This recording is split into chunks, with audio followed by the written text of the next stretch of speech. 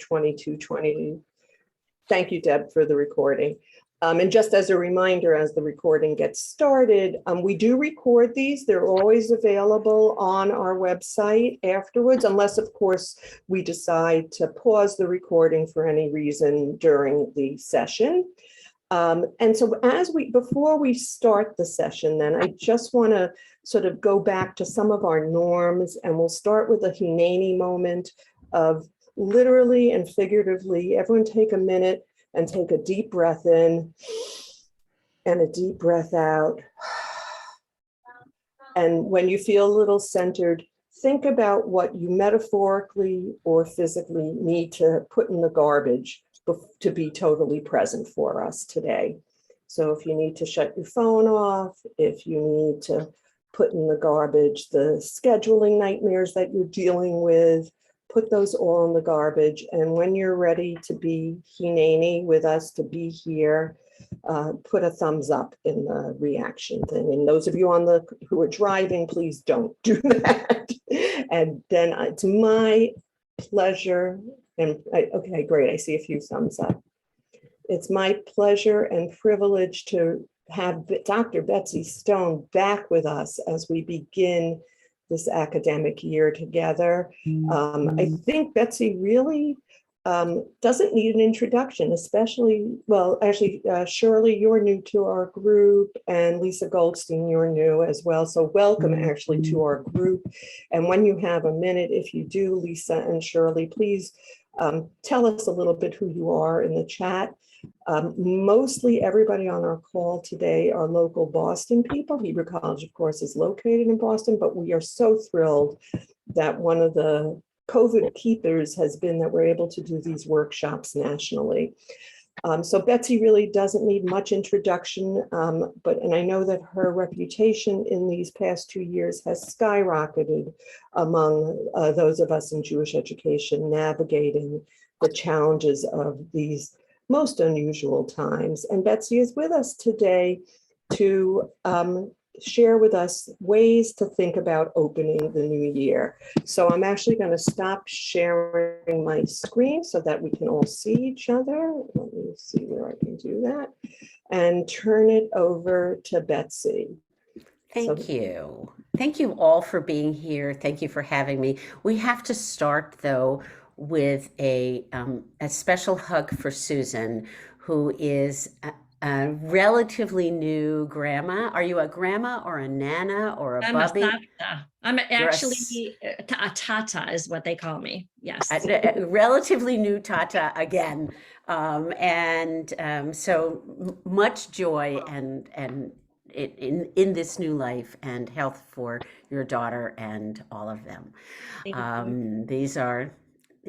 They are the moments of utter joy and overwhelming sleeplessness. So,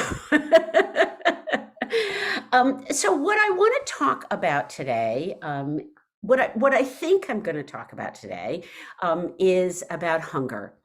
And I've been thinking about hunger as we often do as we approach the Hagim, and many of us spend a lot of time thinking about what am I going to eat, what am I not going to eat, how am I to get myself hydrated and decaffeinated, and all those things that we do. But I want to invite you at any point to be really participants and to interrupt and to ask questions and to make comments and to argue with me, because that's really where so much of the learning happens, is in the spaces between us. I started thinking about hunger in a conversation that I had with Avi Orlo, who's at the Foundation for Jewish Camp, or camping, and I can't ever remember which it is. We were talking about the kind of the prep that we do at this time of year for so many things. You are prepping for schools and prepping teachers and prepping papers. We are all prepping, our clergy are prepping services and sermons. Our cantors are prepping voices and voices and voices. And we are moving into a stage that is really supposed to be about what we need, what we want, and what we have to give up. But I find myself thinking about hunger in a much broader sense. And that's the broader sense I want us to think about it today. I want us to think about yearning, hunger in terms of yearning, not hunger in terms of I need something to eat or drink. However, I'm going to start with I need something to eat or drink. There's really interesting research on the impact of attitude on hunger.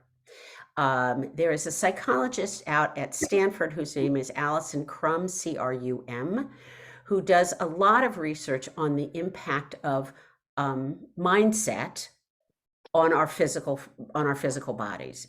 And she did this one study which just blows my mind. So I'm going to take a minute to describe it to you, and then we'll think about how it might apply to the kinds of yearnings and hungers we experience. She brought a bunch of, I assume, Stanford undergraduates into her lab, and she gave them all a at a particular time of day. She gave them all a milkshake that had a particular amount of calories. Let's say it had 360 calories. And there is blood work that you can do that assesses how hungry your stomach is, not how hungry your head is, because we all know that there's a real difference between the hungers in our heads and the hungers in our stomachs. So there's blood work that she could do. And so she had a norm for everybody. She had this 360 calorie milkshake, and she knew how much it filled them up, how sated they were. A week later, she brought them back into the lab at the same time, the same day of the week, and told half of them that it was a healthy shake, exact same shake, and that it was 170 calories, and told the other half of them that it was a rich shake and that it was 630 calories. So the shake is unchanged, but the label is different. The message of the label is different. And she did blood work after they consumed that shake, much as she had done after they consumed the first shake. So she had a norm for each person about how sated they would be. Their stomachs would experience themselves as. And what she found was that if she told people that the exact same caloric value was low, they remained hungry. In their bellies, in their guts, they remained hungry. And if she told them that the caloric value was high, it's all the same caloric value, that many of them actually couldn't finish it because they were too full. Okay, this blows my mind. It blows my mind. We all know that attitude matters, but attitude actually matters in your physical form. It matters in your body. So what it made me start thinking about was two things. One is all the times that I say to myself, oh my God, I have to get that done, as opposed to, oh, I'm going to get that done, and how different the impact is. But it also made me think, because of the time of year, about what the experience is on Yom Kippur, what the experience of actually being hungry is. And I find at this point in my life, I'm not that hungry. It doesn't bother me that much. And I know that going in. I know I'm going to be thirsty. And it's striking to me that the people who are complaining about how hungry they are probably thinking about themselves as hungry. If I take Alison Crum's research and I apply it to my own body, I have to think about the fact that my body is not an accurate evaluator of actual hunger. My body doesn't actually know how hungry I am. It knows how hungry I think I am.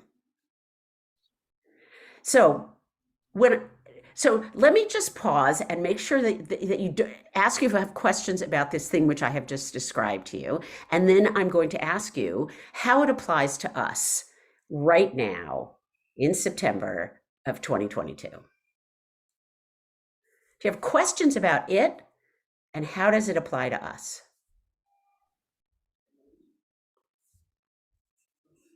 Anybody, just unmute yourself.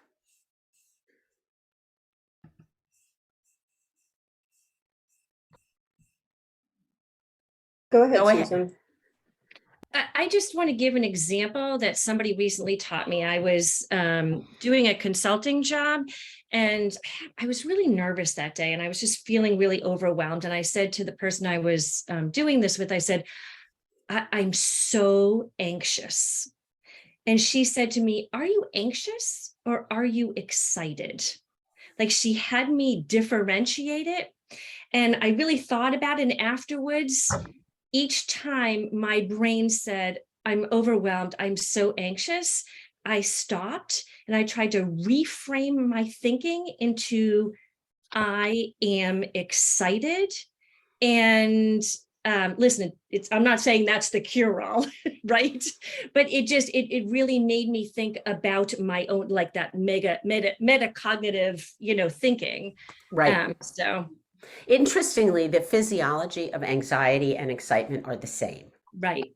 Which is why we both have the same experience when we get on a roller coaster and I say, I hate this, and you say, I love this. Brett says, I love this. I don't know if anybody else says, I love this. But the physiology of it is the same. Wonderful example. Robin, did you have one? No. Okay. You lit up on my screen. No. Okay. So when I think about this question of mindset, I want to take that and add another thought and try to put them together. We have in our lives both a very confusing relationship with food. All of us. It has nothing to. It's not you personally. We are told to eat what's on our plate. We are told to eat at particular times. We get messages from the time we are very, very small that our relationship with food should be externally driven and not internally driven. So if you say to me at 5 o'clock, I'm hungry, and I say, it's not dinner time, I'm actually saying to you, I don't care about the message your belly is giving you because it's not dinner time. We don't have that same relationship with thirst. We are allowed to drink, but we have that relationship with hunger all the time. We tell children to finish what's on their plate. We let the person the chef in the restaurant determine how much food we should eat at meals. Instead of saying, this is how much I want, that we say, this is what's on my plate. So we have from very early on a truly distorted relationship with food. I think one of the things that produces for us is a distorted relationship with yearning. That I begin to think that I should yearn for the things that you tell me I should yearn for. So that if everybody wants a Cabbage Patch doll, I should want a Cabbage Patch doll. I'm dating myself. When my children were little, I went on a hunt for Cabbage Patch dolls. If everybody says that this kind of sweater is the nicest one, I should like it. We actually learn from very early on that our yearnings should be externally driven and not internally driven. And there are we can come up with lots of examples of that, whether they are the way we celebrate events. We have to celebrate anniversaries and birthdays and weddings and funerals in particular ways, not in the way that necessarily fits us, but in the way that we are told we should celebrate these things. There are many cultural norms that tell us who we should be and how we should be. And what they ultimately do is they separate us from our own natural experiences. Help me with that, Marion. Motivated. What do you mean? Sorry, I was typing notes. I didn't mean to put it in the chat. Oh, okay. Sorry about that. Not a problem.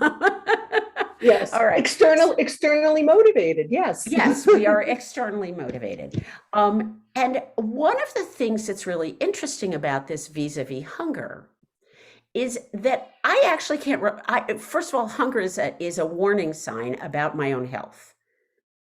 There are three areas, I think, that that really function as warning signals to ourselves. They are pain, fear, and hunger.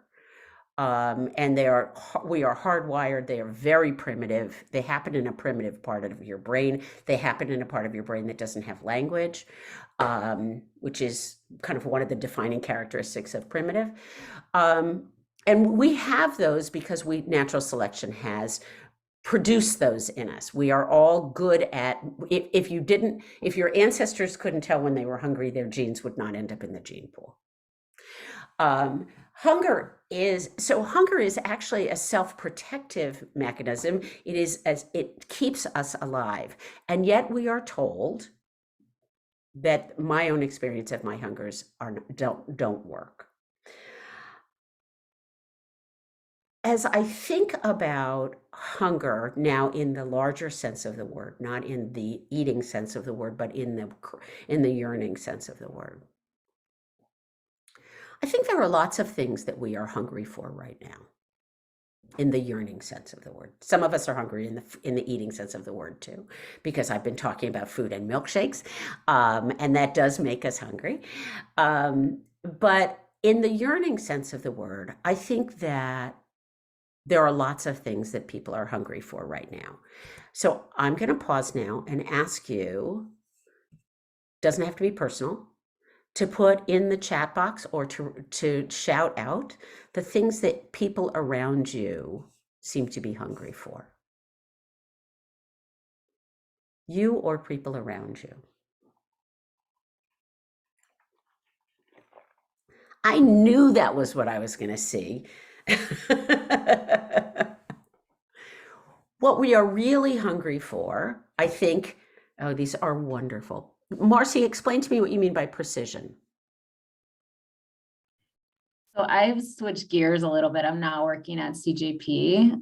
So it's a very different kind of role for me. And so things are just like, in terms of how I'm accumulating data and like stuff like that, a lot of it needs to be very precise. So in a way that's different. So that's something out. While I have you, I'm curious about, we've been using the word hunger. Would thirst slide into this model in the same way, or is it a different? So I think it does, although I don't think we're as judgmental about people's thirsts unless they're drinking as we are about people's hunger. People don't tend to say to you, for example, if you say I'm thirsty, they tend to say, get something to drink, as opposed to, it's not time to get something to drink. We don't tend to be told that we have to finish our water at meals. Although we get that about, finish your milk. So I think that thirst is like hunger. I would say hunger with a small h, and hunger has got a capital H. Does that make sense? Yeah. Okay. Great question. Great question. Look at the things that you're hungry for, that you or other people are hungry for. What prevents those things? What impedes them? What are the things that are stopping you from satisfying some of those hungers?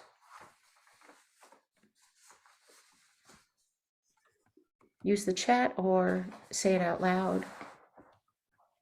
It seems like it's a lot of outside sources, you know, whether it's COVID preventing us from meeting in person, or other people expecting too much of us, so we can't find the peace and quiet.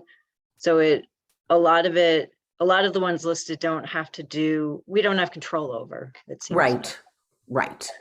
And then again is, it's these external expectations, which are frighteningly moving targets, right? Because if I get it done, then I should get something more done. And if I get something more done, I should get something more done. I think that the other one that I want to comment on in here is that we are also told, that the answer to how are you is I'm fine. And that's really, again, a real distortion. I was doing a program with a bunch of teachers recently, and in this particular school, they start every meeting with everybody saying something about themselves, and literally everyone said something positive. And at the end, I said to them, you know, there is a social obligation to present myself as happy. What do I do when connection would require that I tell you that my dog is dying? And then I'm really sad about that. Or that my back hurts. Or all those other things. So there's, again, interesting research, not Alison Crumb's research, but there's interesting research about that a presentation of self that is more accurate. And what we see is that when we tell other people how we feel, and women tend to do this more than men, and children do it as well. That when we tell people how we feel, that we get one of two responses. One is that what you're feeling is wrong, and the other is that what you're feeling is fixable and somebody else will tell you how to deal with it. So I say to you, I'm scared, and you say there's nothing to be frightened of. Well, I'm already frightened. That's one alternative, which actually, it seems to me, diminishes the bridge that you offer me if you tell me how you feel. That if you say to me, I'm worried, I'm confused, I'm happy, you're giving me an access to yourself. And if I undercut that access, I'm actually breaking the rules, the sense of community and connection. I think that the thing that people are most hungry for right now, most of us, is a combination of safety, the feeling of safety, and the feeling of community. And for the last 30 months, those two have been polar opposites. That safety only existed when I was not in community. As we try to be rationally or irrationally less afraid, fear diminishes much more slowly than it appears. Fear is something that happens very quickly, and the psychological term for this is a funny term. It extinguishes very slowly, so that I get afraid quickly and I get less afraid over a much longer period of time. We have been told over the course of the last 30 months that other people are lethal. And that contact with other people is dangerous. And so, of course, when I think about going into community spaces, I don't enter them the same way I entered them 3 years ago.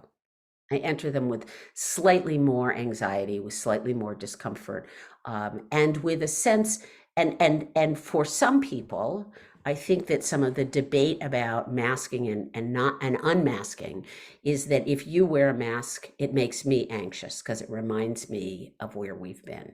And so I don't want, this is not me speaking, I don't want you to wear a mask because it makes me feel like I'm in danger. Not that you're protecting yourself, but that in fact I'm at risk. It's a very confusing and mushy space for us. I think that so I want to stay for a few minutes with the idea of yearning. Oh, Lisa, welcome. She is off her out of her car and in her office. I want to stay for a minute with the idea of yearning as not a negative but a positive. It's yearning. If I yearn without shame, if I yearn with shame, I'm full of despair. Yearning with shame is despairing. Does that make sense? That when I yearn and I feel badly about myself, it drags me much further down. Yearning without shame, when I allow myself to yearn without shame, and when other people allow me to yearn without shame, that's what creates purpose. That actually creates outcome. That if I say to myself, I want, and I don't make myself feel badly about it, I can work towards that thing. Even when it's a sad thing, I can move in the direction that I want to move if I yearn without shame. Yearning with shame makes me stuck. Shame writ large makes me stuck. So I want to I want us to think about our needs as things that matter, not things that we should overcome. I think our cultural message, the cultural message to us is, if you need something, you should overcome that need. And I want to suggest to you that needing things is actually part of what makes us human, and that our needs do not always make sense. So let me pause here for questions or comments thus far, and then I will keep going.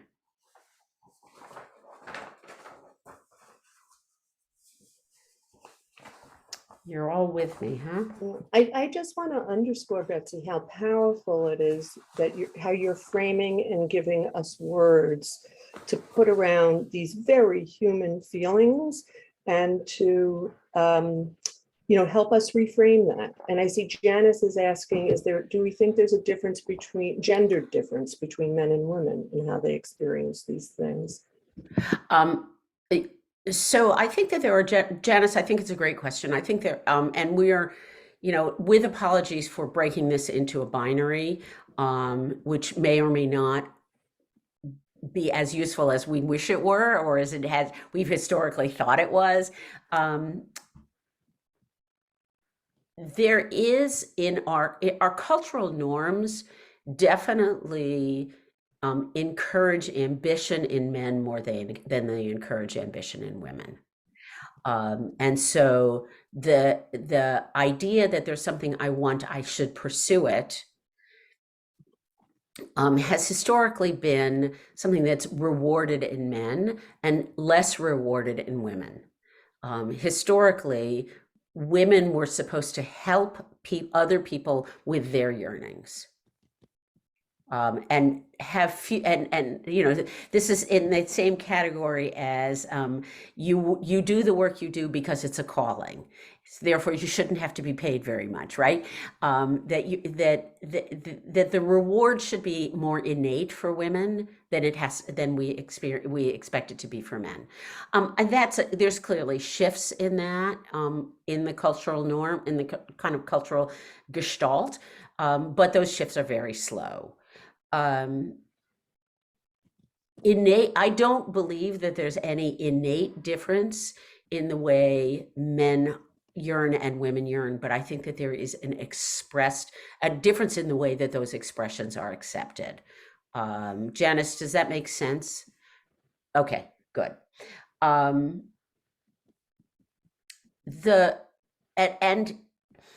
But it also leads me to this other thought, which is that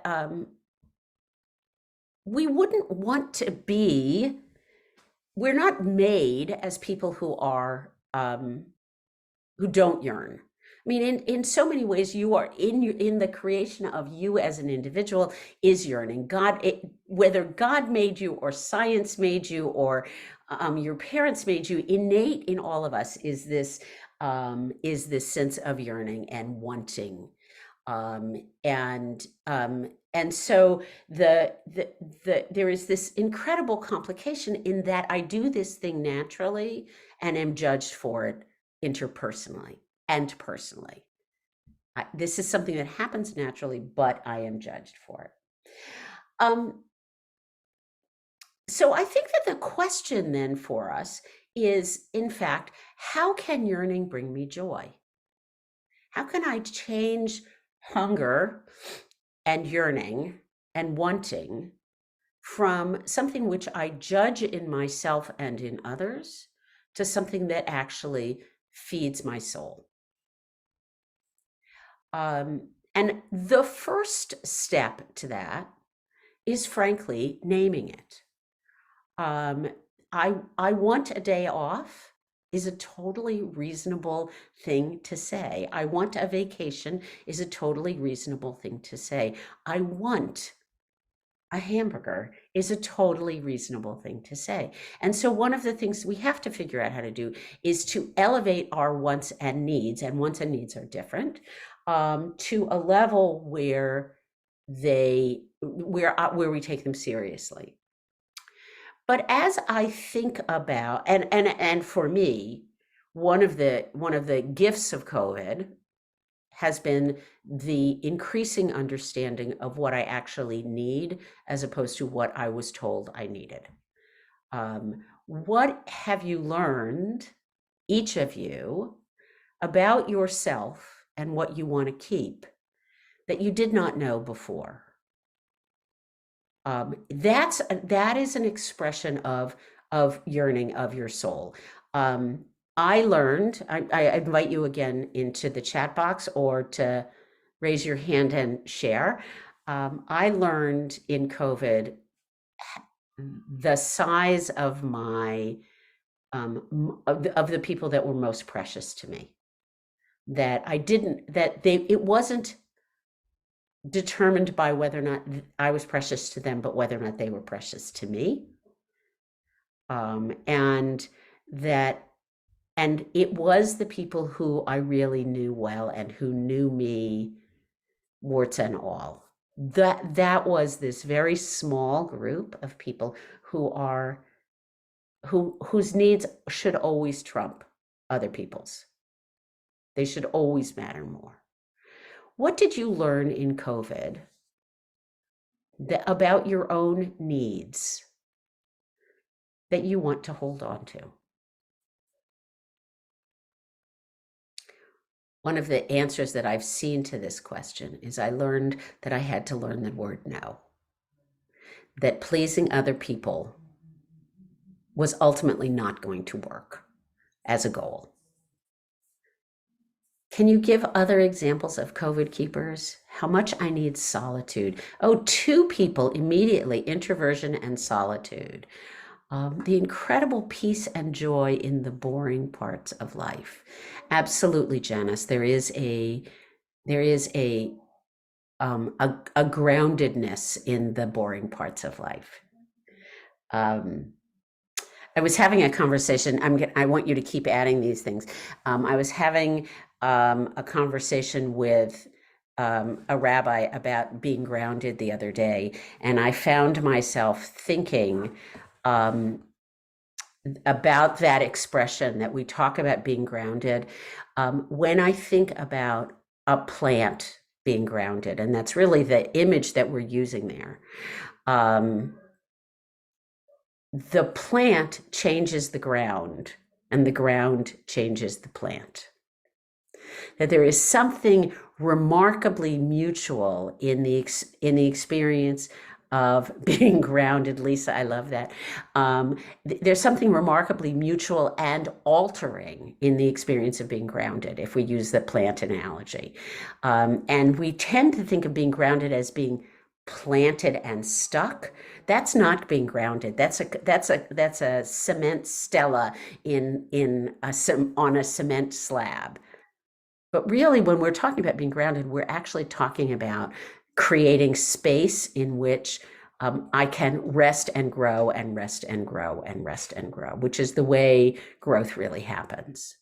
It's rest and grow, rest and grow, rest and grow. Marion, how limited connecting with technology can be. The part of the reason that connecting with technology is as limited as it is because it limits the kind of the unimportant parts of the connection. I like your shirt, it's cold in here, oh, you got a nice tea, the kind of utterly unimportant conversations, which are part of the way we connect with each other.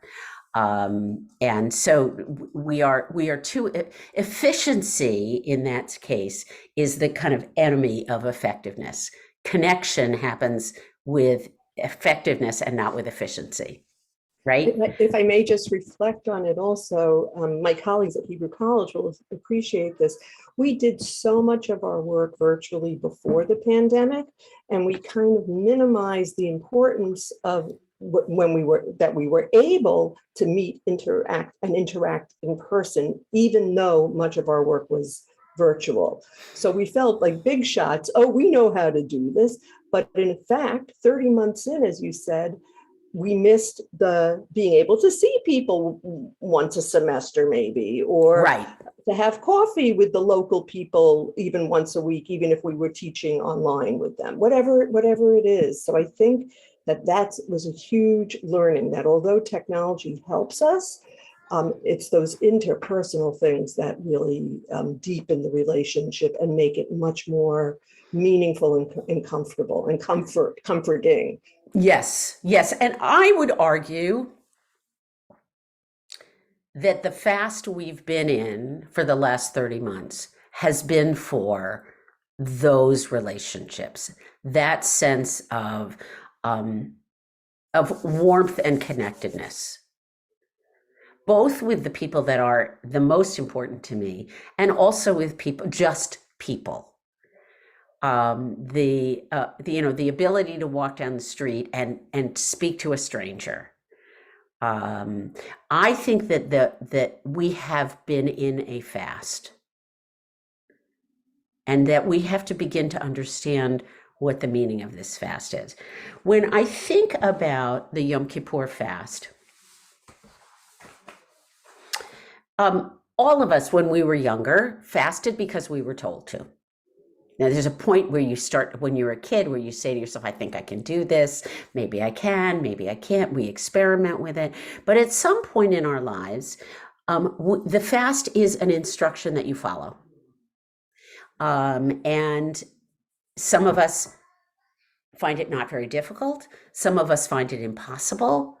One of the interesting things about the fast is that we wish people a meaningful fast. What is a meaningful fast? It's a meaningful fast is not a headache, right? And as a friend of mine who's a rabbi says, this is not an endurance test. It's a test of something else. What is the point of the fast? That Jenna says that she is transformed in some way, that something happens for you, that I'm putting words in your mouth, and feel free to argue with me, that something happens for you that outlasts hunger. How do you hold, Janice, I'm going to pick on you personally, directly. How do you hold on to whatever that is that happens? For me, it happens sometime in the afternoon service, which is a service I detest. I really don't get anything out of it, but there is something that happens for me then. And I confess, I sit in the back and go to other parts of the Siddur, because there's nothing in the afternoon service that moves me. What is it that you want to hold on to that happens in those transformative times? Well, I love that sense of being, my relationship with food is pretty screwy anyway, so being freed from having to pay attention to that relationship with food. And that sense of, oh, there are all these other things that I need that I can pay attention to right now. And those are the people around me, and for the temperature in the room to be right. The sense of connection, the people, Okay. I would say the people around me, paying attention to this level, not this level. Uh-huh. So that something happens for you in that when you are separated from the relationship with food. It's like being in the wilderness. You still have to come back again, but you are changed. There is something different, hopefully. That's what I hope will happen with a meaningful fast. Is that you are changed. Okay. So I think that's the goal of it. I don't think the goal of it is actually the fast itself. I think the fast is the technique. And that one could use other techniques. And I heard a story recently of somebody who said to me that her son is unable to fast for medical reasons. And so what he decided he would do one Yom Kippur was to not speak for 26 hours. He said it was agonizing and it was transformative. I was really struck by the idea that we could change the nature of the fast. Just because the fast is prescribed for us in a certain way, and it's really prescribed in that way rabbinically, not in Torah. Torah simply says afflict yourself. Does it? I think it just says afflict yourself. I don't think it says afflict your soul or afflict your body, but afflict yourself. Somebody correct me if I'm wrong on that. But that I could afflict, that the point of afflicting myself is to learn something. It is not for the act of affliction. And if I begin to think about the goal here as not, the goal is not to survive 26 hours or 25 hours, but to actually be inside myself in a meaningful way, I may actually approach it totally differently. Afflict your soul, Michael, that's what it says in text. Thank you. So what would it mean? What is meaningful about afflicting my soul? What do I gain? What does God gain? What does the community gain from my afflicting my soul?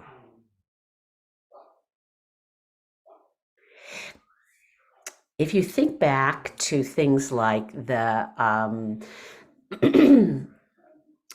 want to take a moment. Shirley says, agreed, focus. I like Yom Kippur.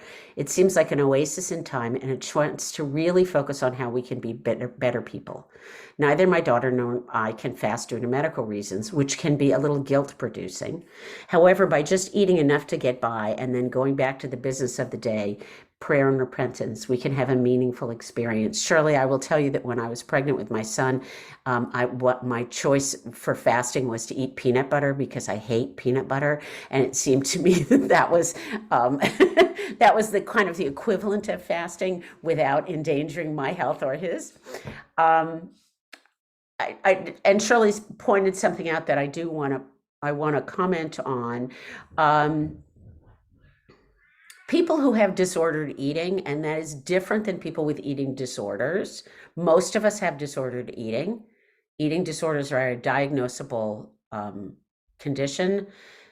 Disordered eating is things like I eat when I'm bored, I eat when I'm scared, I eat when I'm angry. That's disordered eating. Ordered eating is I eat when I'm hungry and I stop when I'm not. Very, very few of us do that. But those of us with disordered eating that is on the more disordered end of the spectrum have real reason not to fast, because fasting is extraordinarily challenging for people who have disordered eating, and it can really set them back. And one of the things that we absolutely know about Yom Kippur and Tisha B'Av, and even the more minor fasts, is that from a psychological point of view, they are terrible for people with disordered eating, and people should be encouraged not to fast.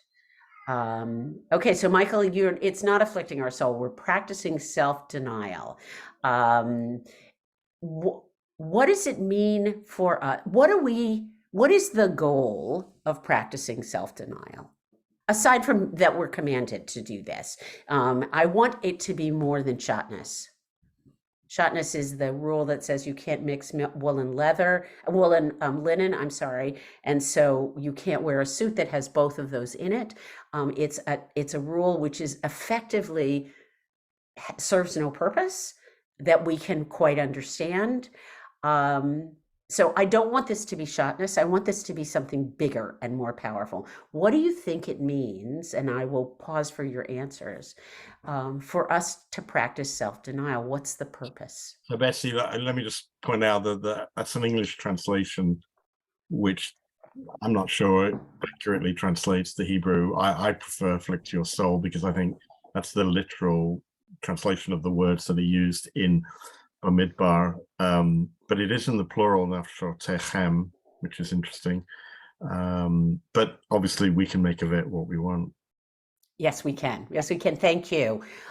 So what is the purpose of afflicting your soul?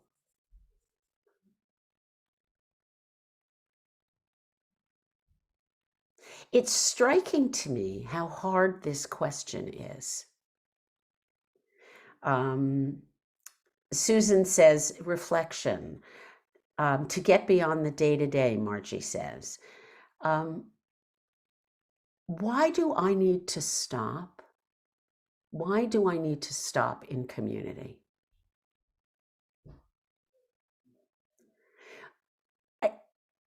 I think it changes our routine. We are, Jerry, I think that that's the goal, is that we are so deeply focused that we're beyond our bodily needs. Interestingly, I think for lots of people, that deep focus creates a greater attention to our bodies. And I think that Susan and Janice are telling us something incredibly important about what we're supposed to do on Yom Kippur through the month of Elul, but also in the wilderness that we've been in for the last 30 months, that we are supposed to find things out about who we are. That the gift of the Hagim is access to myself. And I think, I had never thought this before. You'll tell me if it makes sense. I think that as we then build a sukkah, we are building a new way to understand ourselves, to create space for ourselves. That in fact, the sukkah is a piece of Yom Kippur. You're supposed to put your first nail in before you eat. And it is a piece of Yom Kippur that says to me, as I have taken myself apart, I have looked inside, and as I rebuild something that is fragile, something that needs nurturing, something that is responsive to noise and wind and rain. The sense of personal fragility is, I think, one of the great gifts of the Hagim. The sense of personal fragility, that it is okay for me to be fragile, for me to need, for me to want, for me to be hungry, for me to yearn. In a world which demands performative actions from us, when I spend time with myself, I will begin to see the fragility in myself. I think that's a gift. And then I think there is a gift in the building of the sukkah. I spoke with someone this morning about building a sukkah and suggested that as we're building them, that instead of seeing it as a construction project, we could actually begin to look at them as a project of reconstruction of myself. What am I nailing together in myself now? What is the meaning of this nail? What is the meaning of this post?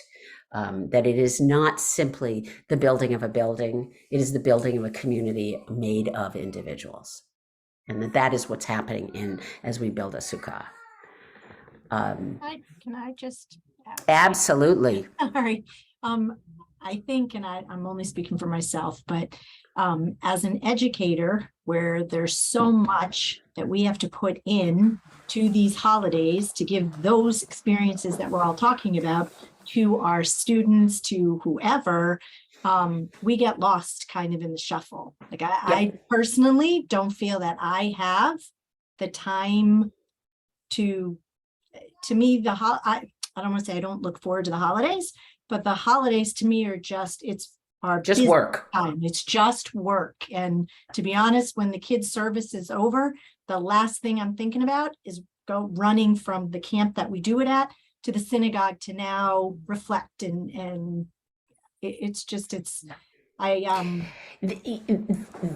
is no question that Jewish professionals are deprived of so many of the creations of Judaism, that you are creating experiences for other people which often belie your own ability to have those experiences. And I think, Beth, that there is a question for you of whether or not and how you can create some experience for yourself, if you want it. And I don't think that there's an imperative that you should want it. But if you want it, racing back to synagogue from the camp may be the absolute antithesis of that creation. But maybe sitting at the camp when everybody is gone, or listening to music that puts you in the right headspace. This is actually, in so many ways, Beth, your question is about, when do I prioritize myself? In a world which tells me that my value is in prioritizing other people.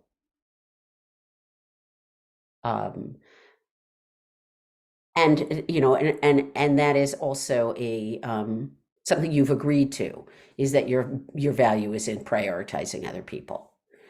So then the first question is, do you want even to prioritize yourself? And then the second question would be, what would be like the first step to doing it? Not how can you do it and build another unicorn, but what would feel in a minor way that you are prioritizing yourself. My guess is that Beth's comment, I don't get this, I don't receive this, is one that's pretty universal. And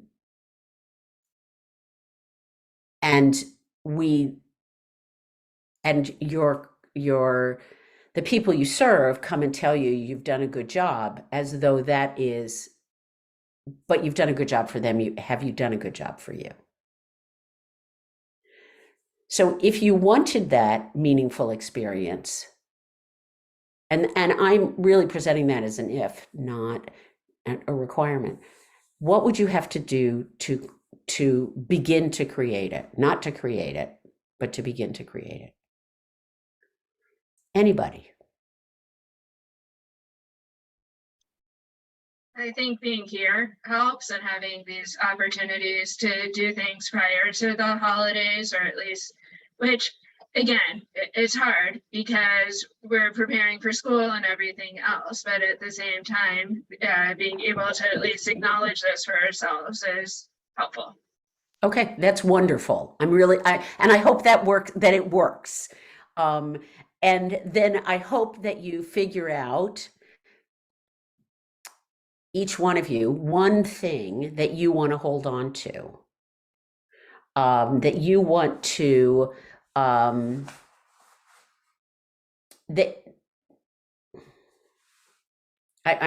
distracted by what Shirley said, because it is like parenting,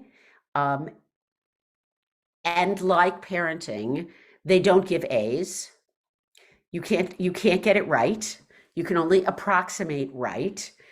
And the idea that, and you also don't, unlike parenting, you don't ever get to stop.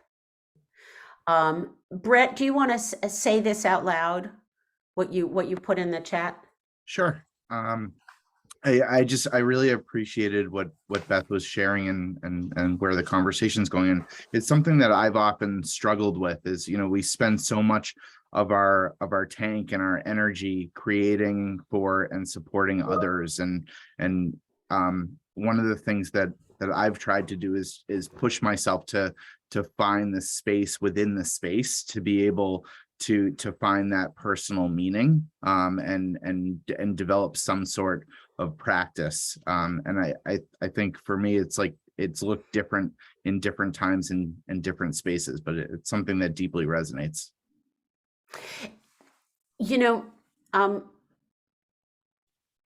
we also, both Beth and Brett, I think this is an incredibly important point. We also, look, to be successful in in education writ large, to be successful in parenting is a process of simsum. Always. I'm constricting myself in service of others. And if I can create something for other people, that doesn't necessarily feed me directly. It is the things that I do that say to myself, I have value, that feed me directly. Whether that is, I'm going to go take a walk without my phone because being with me has value. I know that's a radical notion.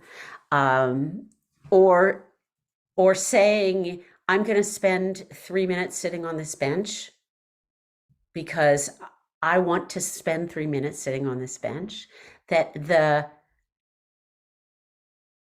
I may not be able to deliver to myself the same things that I can deliver to other people. I think most of us fall in that category. We are better at what we give than what we make for ourselves. The prophet Brené Brown tells us that the opposite of scarcity is not abundance. It is enough. And when we begin to understand what my enough is, we are actually creating abundance for ourselves. So as you walk through this midbar, it is the small moments of joy that create abundance.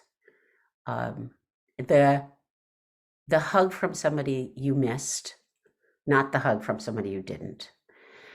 The awareness of your own internal state, those are the gifts you give yourself. And any moment at which you are with you, if you can illuminate that in your own self, those are the things that strengthen us. I'm sorry, Marion. I know I went over. I was going to. She was about to send me another text that says, "Stop." No, but you got the message, and you wrapped us up really at a beautiful place. And what I want to, first of all, obviously, thank you, Betsy, for always helping ground us both in the research and also in just the humanity of what it is to be a human. Not just in today's realities, but always. So thank you for that. I would love to make sure that everyone knows that our next workshop will be on November 8th, and it will be a session with our colleagues from Gateways about Madrichim. Of course, that information will be sent out to everybody. If you are not on our mailing list, if you came to us today through Betsy or through Facebook, please be in touch with me. Yes, and I wanted to give everybody, if people can stay on for just half a minute while I put the links to Betsy's article that was in E-Jewish Philanthropy earlier this week. They're in the chat. They're if you go back to the beginning of the chat, yeah. Right, but the people that weren't on then, it won't be in. Oh, thank you. Right, so I'm going to put the E-Jewish Philanthropy one in right now, as well as Betsy's link to her new book. So those should be very useful resources for all of us in the coming months, days, weeks, years, etc. So November 8th, I hope to see many of you again. And if you're not on our mailing list, please be in touch with me and join us. And for our friends from Boston, we can pick up the threads of this on Thursday, possibly. I think there's a lot that Betsy shared with us that can be very helpful. So thank you all. For those of you who I will not see before then, wishing you a Shana Tova, a year of meaning, a year of soulfulness, a year that we can make sense of in some way. And of course, Bahatzlacha to everybody as you begin your programs and projects for this new year. Good to see everybody. Thank you. Bye. Thank you, Betsy. Thank you, Betsy. Thank This you is all. wonderful. Thank you kindly. Thank you. Thank you so much.